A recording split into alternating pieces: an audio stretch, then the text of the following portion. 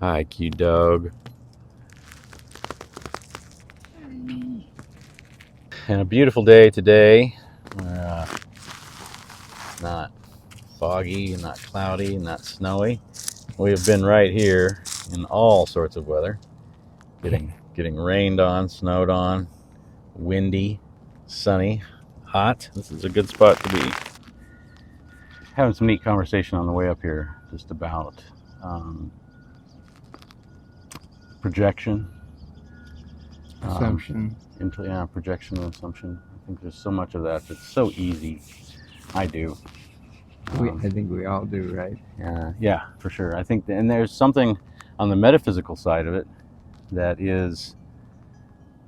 isn't that the very same mechanism as to how we create our own reality, right? We envision things a certain way, and then nature, helps to outpicture that. And isn't that how that aspect works? Yeah. And then we see that oh gosh, here I'm projecting, that the negative part of that is exactly the same. That we picture things, we think of things, we see things, we believe things, and that's what is then created, right? Yeah.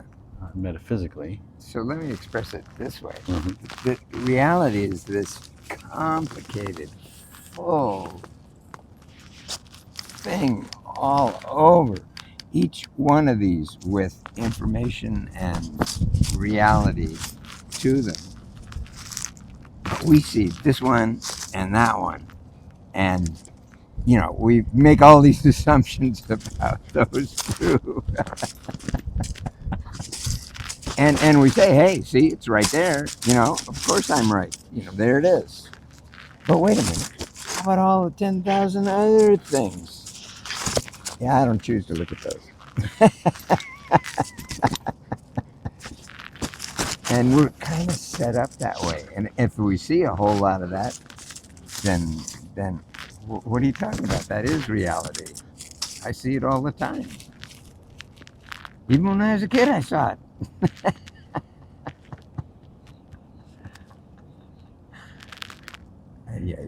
Yeah, it's interesting stuff. The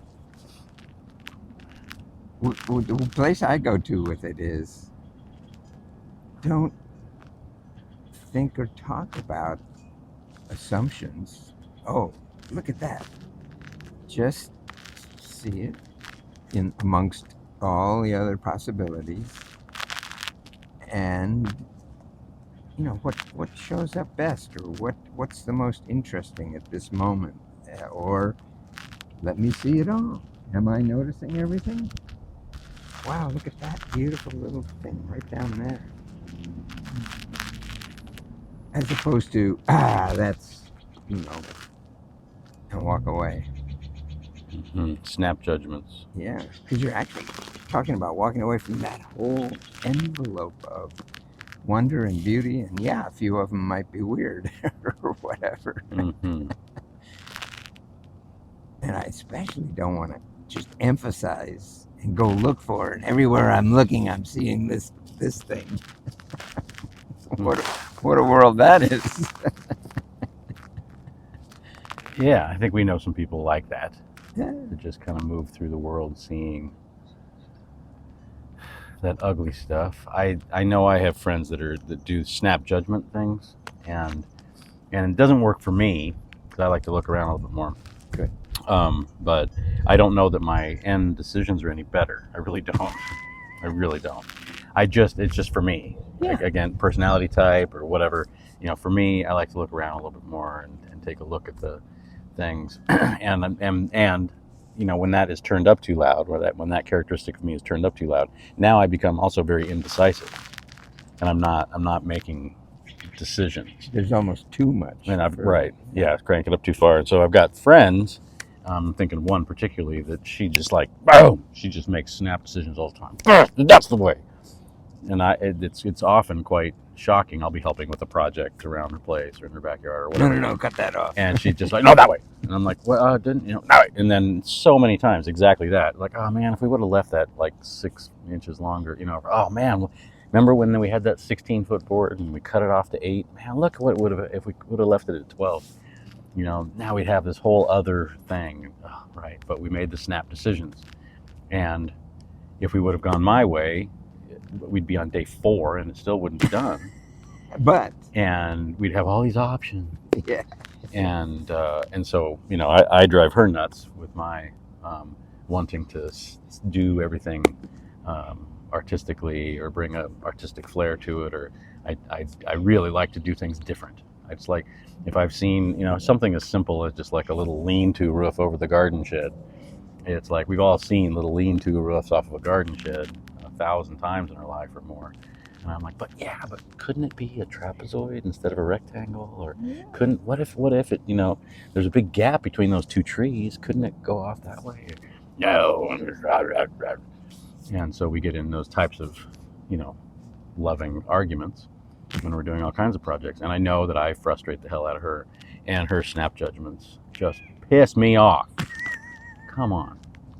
So our conversation here today just started with a very simple, innocuous, just walking by a neighbor's property, and you said something like, "Yeah, I'm pretty sure that the landowner here is putting in this fence," and I just giggled because it's exactly the type of stuff that my dad used to do. I still see him do it, where he just makes things up, just makes up whole facts and stories around just something that he had, and all he had in the middle of it was a perception, and just some perception, some random little perception, and then he just makes up all the facts around it, and it's fine. There's nothing wrong with it. He's a fine, 85-year-old living off in a house with his lovely wife, and there's nothing wrong. I don't think he's ever really done anything wrong. And if I talk about almost any topic, I can at least my eyes roll back in my head often, or I get irritated, or I used to build up into anger, because there's so many times that his perceptions of things informed this whole thought or idea about the way something's working, and by my perception, by slowing down and looking at some more data, it's just not accurate. His stuff is just not accurate. And so what? So he believes what he believes. There's a lot of his beliefs I don't. Right. Just don't work for me. Don't work for me either. And so on this stuff, this idea that what we perceive is what we build our worldview on, and our worldview is what informs let's just call it the power of the universe to manifest and create our reality. And so there's sort of this Mobius strip to perceiving something and creating something, and that is fascinating if you ascribe to any of the metaphysics of we're creating reality. It would be easy to just go, that doesn't happen, and that's not, and then okay, then just go down the road of all of your perceptions must be 100% correct. Okay. And does reality even care? Yeah. What you choose in this beautiful unfolding of billions of options, and you choose those 2 or 1 over there. Mm-hmm. I don't think there's a preference. I think not to creation, to quote unquote reality. I don't think there's a preference. I do think that we affect things. I think that we affect our environment in a bunch of unconscious or subconscious ways that the purely scientific model doesn't always allow for.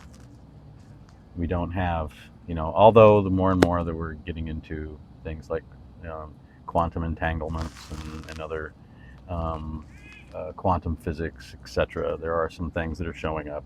They're like, oh, you mean that my thoughts over here could have an effect on things way over there, if that quantum entanglement has occurred, and so that we could have effect on things that are happening on the other side of the world, and but it's also fresh to our collective understanding. There's probably a shaman or something that understand it in a way that I never will. Maybe, and they would say what I would say, which is keep your heart open, be positive, love. Mm-hmm. I mean, look at it.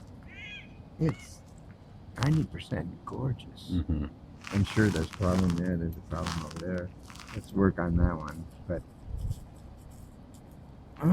Mm-hmm. if I am affecting somebody 10,000 miles away, I'd like to make it a plus. Mm-hmm.